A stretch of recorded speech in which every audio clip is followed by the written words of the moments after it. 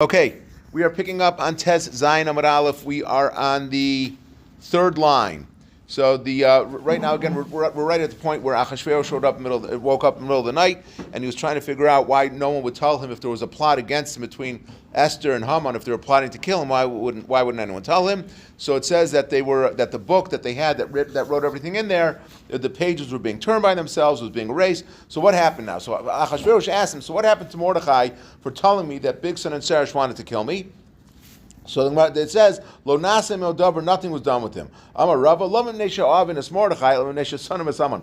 They told Achashverosh that nothing was done, not because they wanted to make sure that Mordechai got a reward, but because they really didn't like Haman. So it seems that Esther's strategy that she invited Haman to the party to get to the party with Achashverosh to get the other officers jealous seemed to have worked because they didn't want anything good happening to Haman. So Haman had come to tell the king about what he wanted to hang he wanted to hang Mordechai. So it says Heichen lo, that he had prepared the tree for him. So it could have just said Heichen. Why did he say lo? Tana lo Heichen, that he prepared it for himself, that he didn't realize it, but by building that tree, the gallows to hang Mordechai, he was really preparing it for himself. So he asked him he asked someone what should he do to reward a man. And he gives him a whole list of things. So it says Mordechai. So then Achashverosh, instead of saying to Haman, thinks he's speaking about himself, but instead Achashverosh says, "Go and do all those things that you just said. Go do it to Mordechai." So now Haman played dumb. Amarle, Manu Mordechai. Who's Mordechai? There's a lot of Mordechais. The Jews have a lot of Mordechais. Which one are you talking about? Amarle Yehudi. He said the one that's called Mordechai Yehudi. So Amarle, two of them Mordechai. There's many Jews that are named Mordechai Yehudi. You know, I don't know who you're talking about. Amarle Yoshi B'Shal Melch. He's sitting in the gate of the king. You know who it is. So Amarle Sagi Levachad Distarka Inami B'Chad Nahara. You don't have to give him all the things that I just told you to do. Give him like a city, give him a river, and then he'll tax the people that are coming into the city, and he'll get money that way. So that's how you're going to reward him for the good that he did. So Amarle, Hanami Havle, yeah, you're right. Give that to him also. Al tapel davar mikol sheti barta. Don't live out anything that you said. So dress him up in the big day malchus. Go take him on the horse. Give him all the crown, all the things that he had said to him. And then he says, and also give him a city, give him a river also. So the Gemara continues, the Megillah continues. So he took the horse and he took the royal clothing. When he came, he saw that the Rabbanim were all sitting around Mordechai. They were learning before him. And Mordechai was teaching. He was showing them the Beis Hamikdash had been destroyed. So he was showing them the how they did kamitza. The kamitza, they would stick their fingers into the pan of flour, and they would press their fingers together, and then the flour that was caught between the fingers, that's the amount that would go with the carbon mincha. So he was showing them how they did that. So the Kivin the Chazi Mordechai the Apik Lekible V'Susei once Mechad Biyadei Amirsas. Once he saw that Haman was coming to him with the horse, so he got nervous. He figured Haman's finally coming to kill him. So he says, Amalul Rabbanon, Hi Rishi Lemiktel Nafshi Kaasi. He's coming to kill me. Move away from me, because if Haman wants to kill me, he may not care who's standing around also. He may kill them also. So he says, move away from me so you're not going to be injured. But he shaitza nisatif Mordechai become late slosa, and because at that moment Mordechai thought he was going to die, so he stood up and he wrapped himself in a talus and he started davening. So in the meantime, which this is incredible, Asa Haman v'Yasiv lo kamaya. So Haman came and he sat before them. But Orech adesalik Mordechai litzlusa. He was waiting until Mordechai finished davening, which I don't know. I think when you think about again, if you pictured something happening now, the enemies of the Jews don't have that kind of respect for what's going on. But Haman, even though he hated Mordechai, but he respected him enough that he was going to let him finish davening, and while so I just find that amazing. So Amalahu, so he says to the Talmidim, "But my aski, so what are you guys learning right now?" So Amalei is much beis hamikdash kayam, mad manad of mincha ma'asim malay kumsei, the sulsum mitzchaperle. A person who pledged the mincha will go and bring this. Would bring this bit of flour that he would do from kamitza, and then he would gain kapara, he would gain forgiveness from it. So Amar Lahu, so Haman says back to them, Mili kumse kimchu didaichu v'dachi asar al kikari kasbedidi. Your little bit of flour, which how much does it cost? A couple of pennies.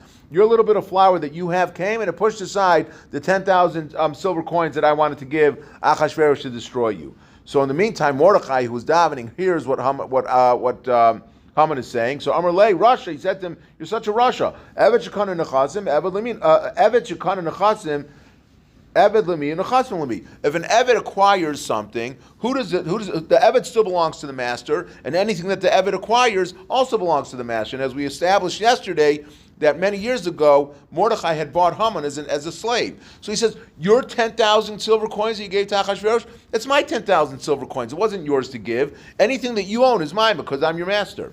So meantime, Amalei, so Haman says to Mordechai, Kum levosh hani mani urchov hai susa. It's time for you to get up, go put on these clothes. He tells him everything that Achashverosh wants to do for him. He says, go put on these clothes and go ride this horse. The boy Lamalka, because Achashverosh wants you to do that. So Amar Lei lo ichalna ad alni lebei bani ashkol lemaizeh the lavarach ara lishtamushe b'manei demalka hachi.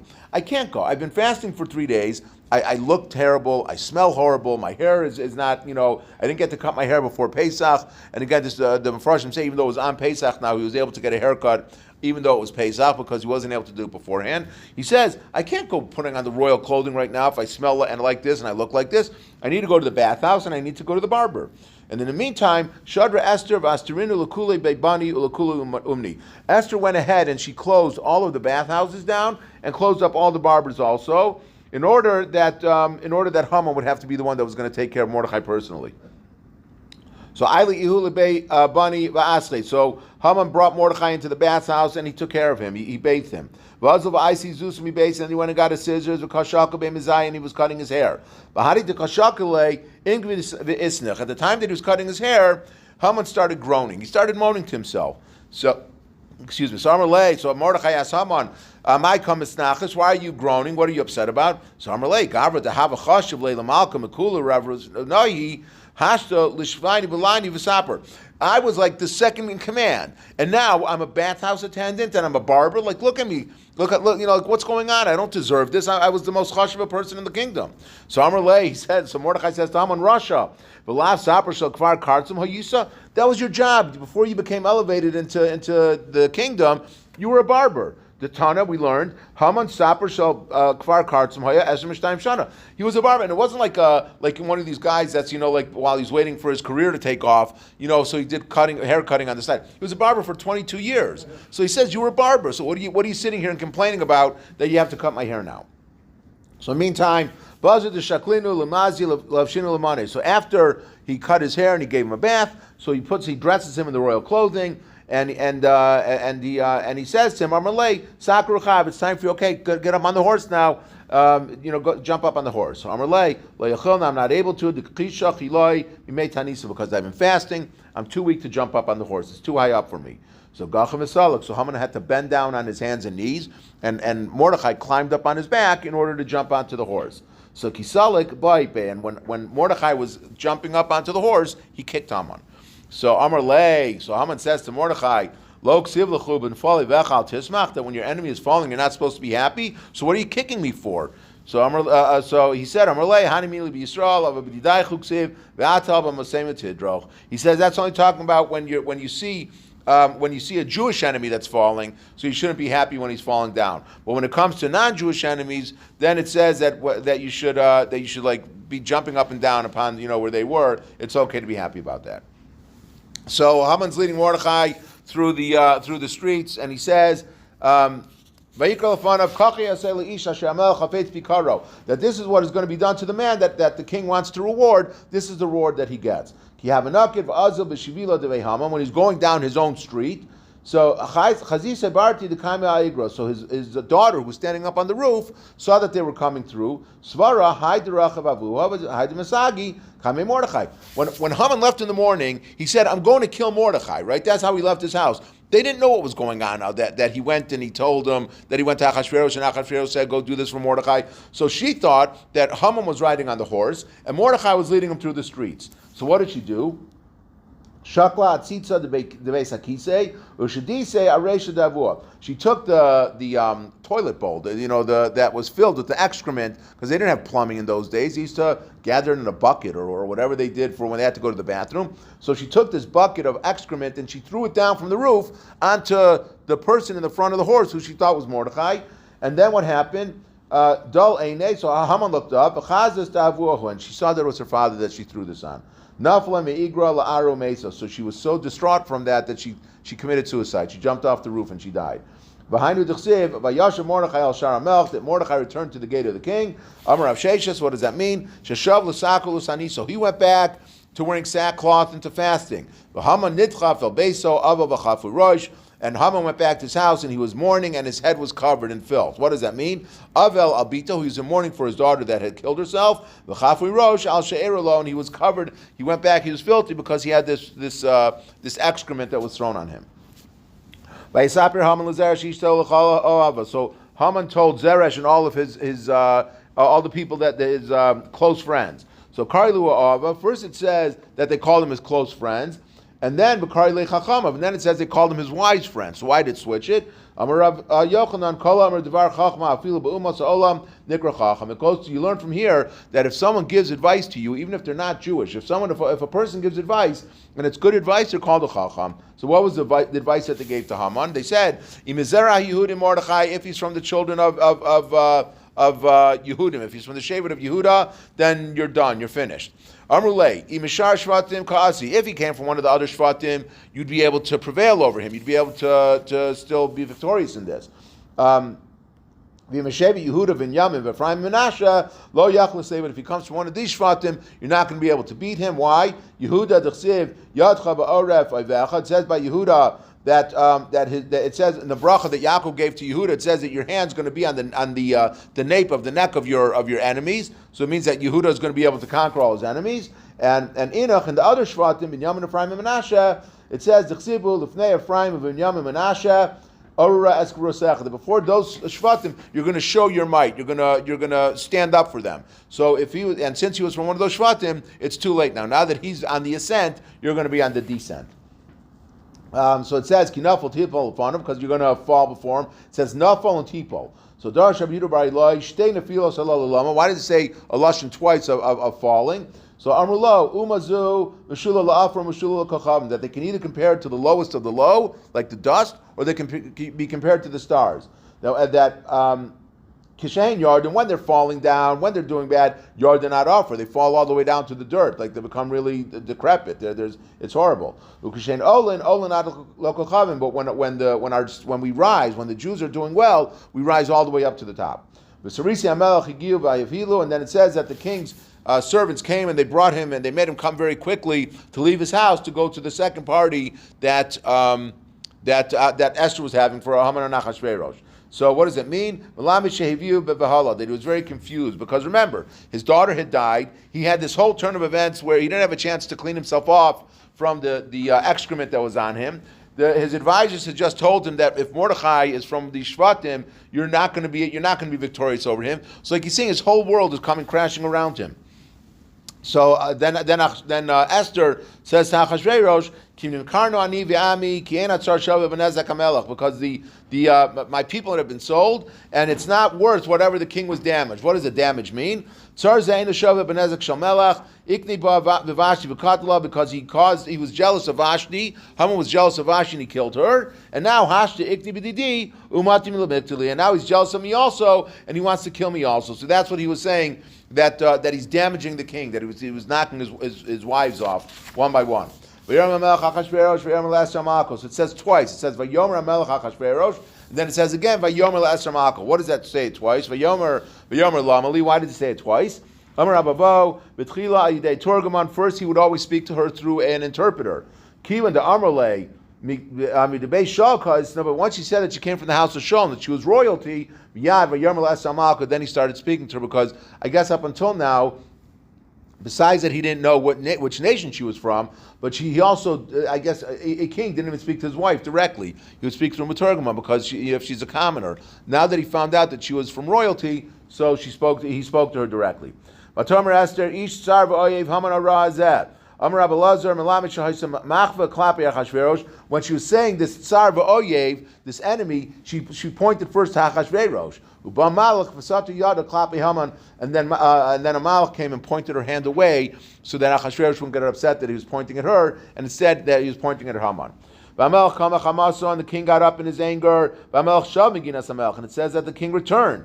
So what does it mean? Maka shiva lakima, that we equate his returning to the same as when he left. That ama kima b'chema, just like when he left, because he was so upset by what was going on, he left to go out to his garden. He left in anger. Av shiva b'chema, when he returned, he was also angry. Why? What happened? He saw that he went out to his, he went to stand up on his porch where his beautiful garden was and his orchards were. And he sees that they're men, it was malachim, but they appeared like men, and they were cutting down the trees that were in the orchard. So, Amar lahu, what are you doing? Why are you uprooting all my trees? Haman told us to do this. So now Achashverosh is furious. He comes like, what's Haman doing? That he's redecorating the palace already. Like he really is getting very upset with Haman. Asla Beisi, he came back to his house. So Haman nofel al mita, and Haman was falling on the couch. It says nafal. So Gemara asks nofel. Why did it say that he was falling? It just said that he had fallen, right? Because it says that he had been pushed down onto Esther. Why did it say that he was falling? Amar Rabbi Lazar, Melamed Shabbat Malach v'Yipul that a Malach came, and every time Haman tried to get up, the Malach came and pushed him back down on top of Esther, so that Achashverosh would see that it looked like Haman was attacking Esther.